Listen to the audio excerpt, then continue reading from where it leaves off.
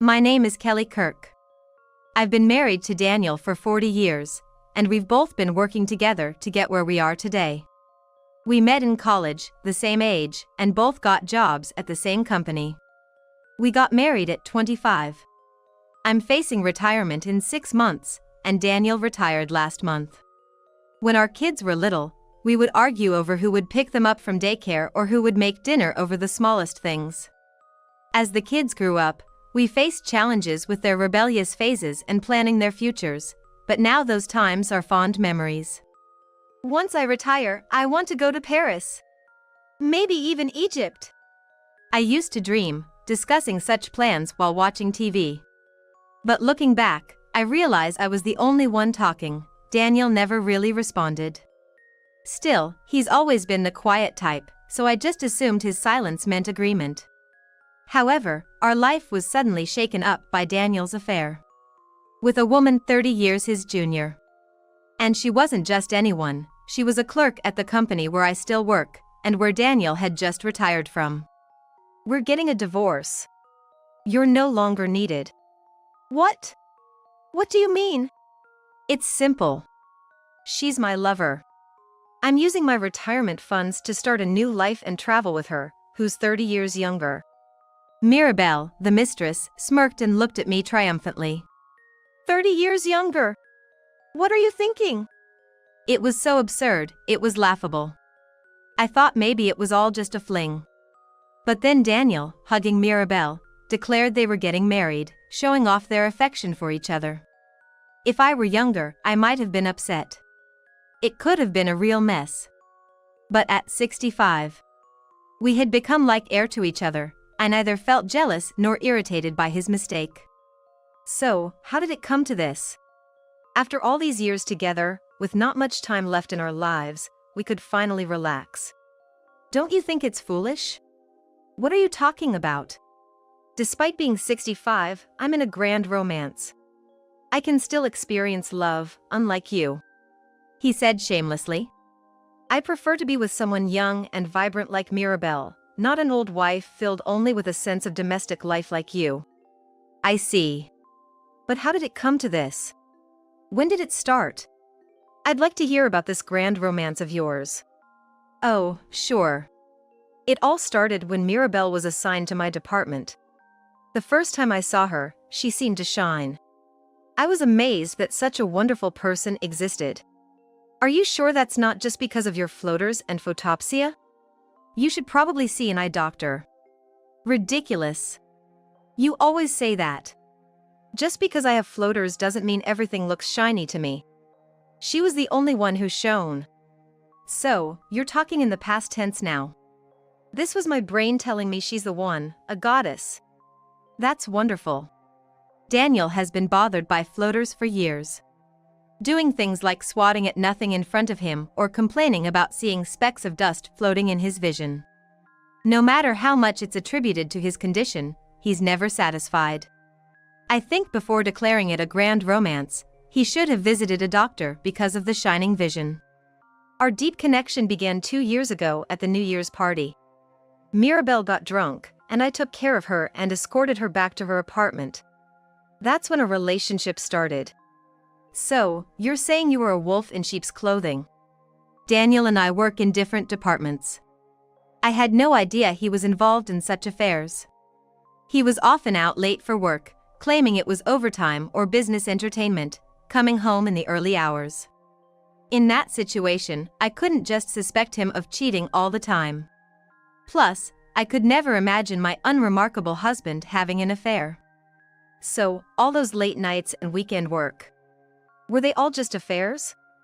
Yeah, that's right. How bold of you to admit it so freely. You never cared how much I said I was working overtime. Well, of course. I wouldn't suspect my salesman husband of cheating just because he's working late or not coming home till morning. I guess I hit it well then. More like you were deceiving me. Well, whatever. I'm gonna marry Mirabelle. Is that so? Congratulations. So, you're going to use all your retirement funds for yourself? Yeah, that's right. You're retiring soon too, aren't you? You'll get your retirement funds, though I bet it'll be less than mine. We'll see about that. If you want all the retirement funds, that's fine by me. I'll take my full retirement benefits too. Oh, right, it'll be after the divorce, so you won't have any claim to it. Yeah, that's why I'm saying my retirement funds are mine. Okay, I got it. So, we're getting a divorce. All right? No complaints, right? No, no complaints here. I just hope you won't end up regretting this. Regret? How could I when I'm this happy?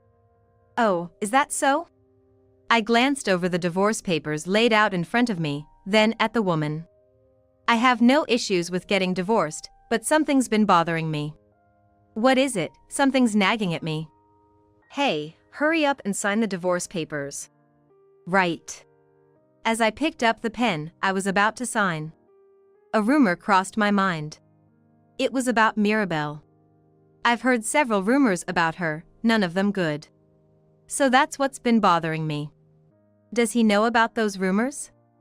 If he's marrying her knowing all that, he's a real fool. If he's clueless, that's even more pathetic. What to do? Should I tell him? But he probably wouldn't believe me anyway. Rumors are just rumors, after all. I'd just end up being the bad guy. Yeah, better not say anything. After all this time, he straightforwardly admits to cheating, so why should I bother? But while I'm okay with the retirement funds part, other aspects are not so simple. Hey! What? I agree with the retirement funds part, but everything else is split in half. We're getting divorced, so everything should be divided equally. You have to agree to that, or no deal. Yeah, of course. Is that so? Then, that's fine. But we're gonna live in this house. In this house? Yeah, that's right. We're leaving for a pre-marriage trip soon, but when we come back, we'll live here. So you'll need to move out. Huh, is that so? Do as you like. Here's the divorce paper. The next day, Daniel and his lover Mirabelle went on their trip. As soon as they left, I made a beeline for a private investigator to inquire about Mirabelle's rumors. I wanted to find out if those rumors were true. Hearing that the investigation results would be available in about a week, I immediately went back home to start on the next task. First, I need to organize the stuff. With just 4 days until Daniel and Mirabelle returned, I had something specific I needed to finish. While listening to music, I got started on sorting through the belongings. And 4 days later, there was Daniel, struggling with a massive amount of luggage, followed by Mirabelle carrying just one bag. Watching them from the window, struggling with the luggage all the way from the station, seemed quite pathetic. I sat down on the living room sofa just before they entered the front door. Finally made it. Carrying all this luggage from the station was quite the task. Don't be like that, Daniel. Complaining about carrying that amount of luggage makes you sound like an old man. Oh, is that so? Yeah, you're right. This amount of luggage is nothing. Exactly. Despite his bravado, it must have been tough for him. He's always been one to complain about carrying even slightly heavy things. As Mirabelle opened the door and entered, she let out a startled yelp. What's this? What happened? Hey, there wasn't this red tape here when we left, right? No, there wasn't. Why is there? And it's going all the way down the hallway to the back. And the entrance is half too. What's going on? Ugh, this is creepy. Anyway, to the living room. Welcome back. I greeted Daniel and Mirabelle as if I just happened to pass by, stepping on the red tape at the entrance. Oh. Please don't step on that tape. What do you mean? Why is this here? I divided the house in half. This side is my space, and that side is your space. I've divided everything in half, including the living room and kitchen, so please don't enter my space. When they returned, they found the house divided by red tape. What's this all about? Mirabelle entered the house only to find it segmented by red tape everywhere. That's what I had been doing over the past 4 days.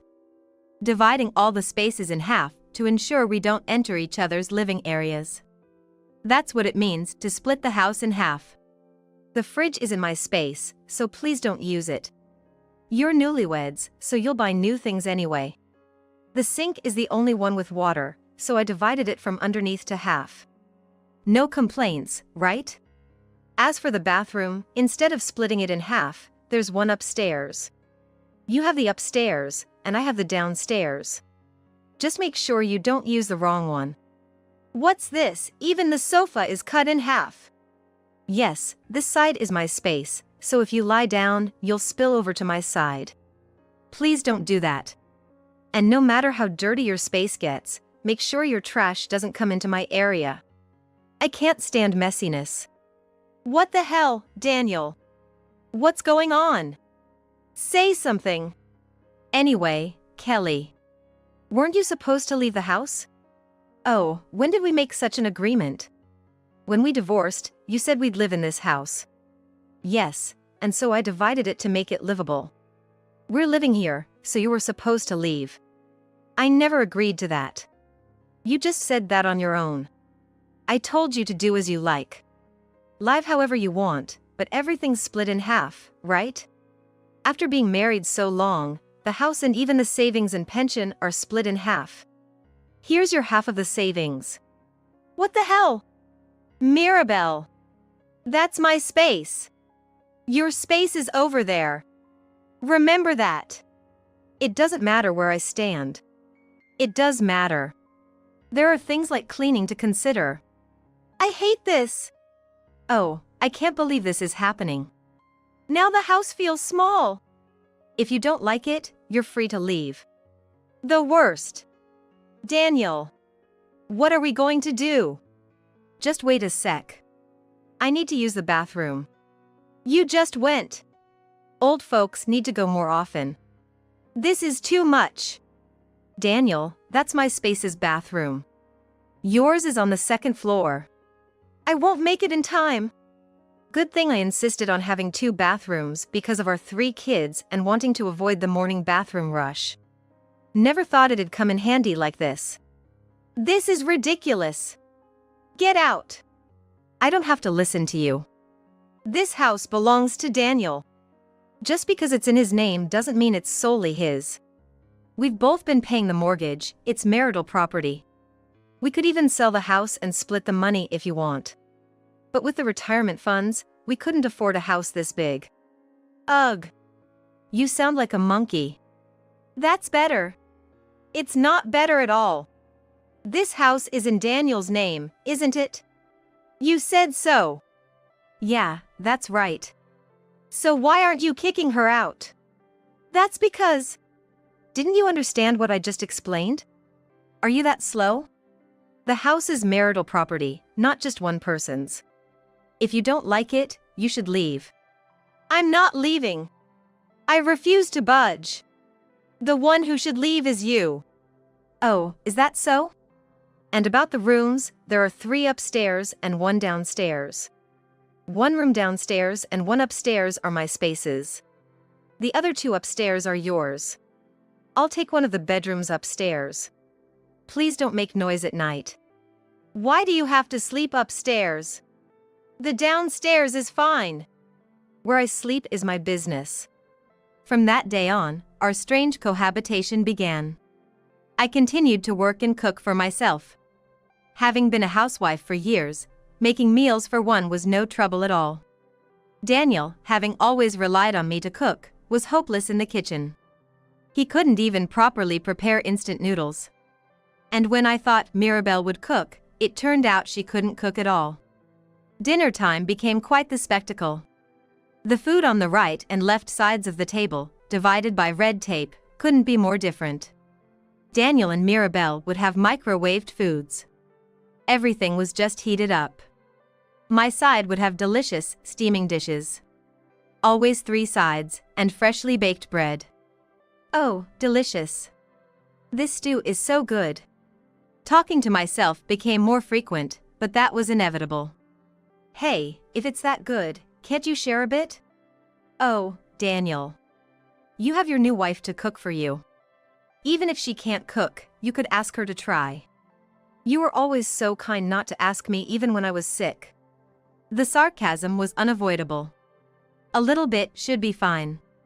And the woman who doesn't clean, do laundry, or tidy up made their space increasingly cramped. She would come home from work, strip off her clothes, and leave them scattered everywhere.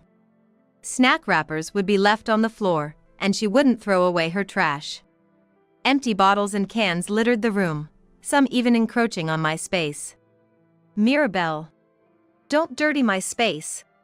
It's not my fault if it gets in. You're not even doing the basic task of throwing away trash. Are you less capable than a monkey? If you can't keep clean, you don't deserve to live in a house. Stop nagging. Maybe if you kept it clean, I wouldn't have to nag. She disregarded the tape as she walked around. But this behavior was something I couldn't overlook, so I decided to try a new approach. I installed a partition over the tape in the hallway. Thanks to that, the hallway became quite narrow, barely enough room for one person to walk through. However, it also meant that my space no longer got dirty. My side always stayed clean, while Daniel's side was constantly messy. Unable to stand the mess, when Daniel complained to Mirabelle, her retorts came back tenfold. I'm working, you know. I come back from work, and there's Daniel, just loafing around at home. And then you tell me to clean up? Why don't you do it yourself? You're just a retired old man, it's the least you could do. Daniel seemed unable to reply to her machine gun-like response. Even though she claimed to be working, she spent her entire salary on herself, contributing nothing to the household expenses. Kelly, what do you think? About what? Mirabelle isn't contributing to the household expenses. That's a matter between you two. I'm not sure what you want me to say. But, can't something be done? You chose a woman 30 years younger as your wife, so you'll just have to deal with it. Did I make a mistake? I wouldn't know about that. After all, she was the love of your life, shining brightly to you. I couldn't help but laugh inwardly at Daniel. Then, one day, Mirabelle was nowhere to be found at the company. Being in a different department, I had no idea why she wasn't there. She should have been at work since she left the house in the morning. I casually asked the boss about it. Then, an unexpected answer came back. Oh, she resigned. Resigned? Yeah, don't know what happened exactly, but we got a sudden notice from the temp agency. It was only half a year left on her contract anyway, so we'll get someone else in for support. It's irresponsible, really. Her sudden resignation didn't cause any chaos at the office, and many colleagues seemed relieved, to be honest. While she was fast at her work, it was quite sloppy, leading to a quiet dissatisfaction floating around the department. The company was like that, but things were different for Daniel. When he came home, he was in a panic. Kelly, Mirabelle hasn't come home. Was she at the office? I can't get through to her no matter how much I try. She wasn't there. Is that so? What could have happened? She quit, that's what happened. She quit? Why? I don't know, the company didn't seem to know either, but you're her husband, shouldn't you know? No, I had no idea she was planning to quit. Even though you're married. She's not coming back. Hey, Daniel. Do you have the bank statement? Why? I was wondering if she might have taken it with her. That can't be. Daniel shouted but checked the drawer anyway. Indeed, the bank statement was there. See, the bank statement is right here. Daniel was relieved, but I snatched the bank statement and opened it to find a balance of $0. What's this? The balance is 0. It can't be. There was supposed to be $200,000 in this account. It was, but it's been withdrawn today. What? I thought as much. What do you mean? Come with me, I have something to show you. I led Daniel to the living room and laid a detective agency's report on the table. What's this? A report from the detective agency I hired. Whose investigation was this? It was Mirabelle. There's no point in investigating you now, Daniel. Right. According to the report, she's never held a job for long. And she's been divorced 5 times. No way! Every time, she ran off with her husband's money. Her husband's money? Rumors at work were that she'd get close to male employees, get deeply involved, and then demand money from them. That would have been found out, right? Well, you didn't notice, Daniel. She must be pretty good at it. But if she demanded money, wouldn't the men have said something?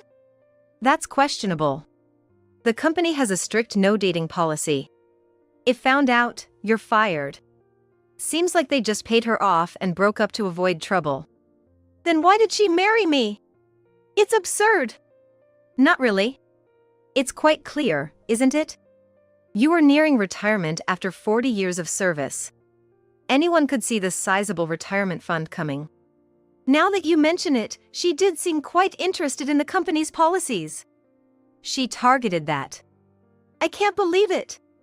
If you can't believe it, maybe that's better for you. Happier, perhaps. It's not my concern. Do you know where she is? What will you do with that information? I love Mirabelle. I'm going to find her, obviously. What about this house? She must have hated living here because of this house. That must be it. Living with an ex-wife in a house divided by red tape? No wonder she left. I don't need this house. I see. Seeing Daniel's pained expression, I produced another envelope. With investigation report on it. What's this? I thought something might come up. I had her recent activities investigated too. She was going out frequently. You are? What? I thought you were investigating that. I was investigating her because there were so many suspicious things about her. Plus, she seemed quite greedy when it came to money. You might not see it because you're in love, but I can see it clearly because I'm objective. So, you investigated her? Well, I thought you'd want to know. I figured if she left the house, you'd definitely want to chase after her. For me? Yes. As your former wife, I'd understand these things. Wow, Kelly, what an amazing person you are. Even after I betrayed you, you do all this for me. I knew it. So, you really don't need this house, right? Yeah, I don't need it. I'm going to find Mirabelle and live happily with her. Okay. Then sign this document stating you really don't need the house. Sure, I'll sign anything. For everything you've done for me, Kelly, I'll gift you this house. Okay, thank you. Please, go be happy. After Daniel signed the document, he dashed off in search of Mirabelle. As for me, as soon as Daniel was gone, I started the process of disposing of the house. Thus, I sold the house and moved my belongings into a condominium I had purchased in anticipation. The reason I had purchased a condominium in advance was because I was certain Mirabelle would leave, and following that, Daniel would rush out of the house in pursuit of her. Furthermore, I had anticipated that he would believe Mirabelle left because of living in a house divided by red tape. However, I'm not a psychic, so there was a chance my predictions could be wrong. But I was okay with that. Because I was tired of living with them and wanted to leave. Surprisingly, my prediction was only slightly off.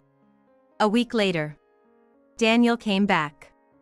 But finding the locks changed, he panicked and contacted me. Hey, I just got back home. Why are the locks changed? Oh, I sold the house. What? Why would you sell it? You said you didn't need it. I said I didn't need it, but selling it? What about my place to live? I don't know about that. You're the one who said you didn't need it. Besides, you have Mirabelle, right? Better than living in a house divided by red tape. Why don't you two rent something new together? That's the thing. You did meet her, didn't you? Yeah, I met her, but she said she wanted to break up. Why? She said I go to the bathroom too often. Really? She didn't realize I was that old. That was obvious. Yeah. I said that, but she claimed she didn't know.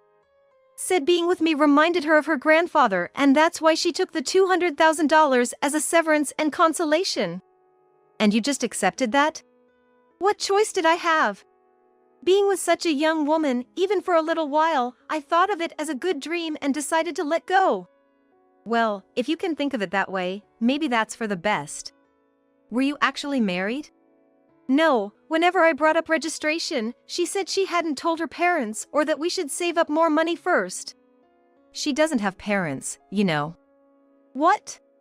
She was an orphan, raised in a facility. It was all a lie. She planned to deceive you from the start. What am I supposed to do now? Suddenly, losing all my retirement money feels like a big loss. Well, you're penniless now. Kelly, will you remarry me? What? You cared enough to investigate, doesn't that mean you still have feelings for me? You must be joking. I orchestrated your leaving the house. Thanks for falling for it perfectly. Why? My revenge for being deceived. Enjoy your karma. Afterward, Daniel, with nowhere to live, managed with what money he had in his wallet and experienced being a net cafe refugee for the first time in his life. But without an address, he couldn't work and seemed to be in dire straits, eventually contacting me again. Kelly, please help me. Oh, Daniel. What happened? Since then, I've been getting by on what little money I had in my wallet, but now it's all gone. Well, that was bound to happen.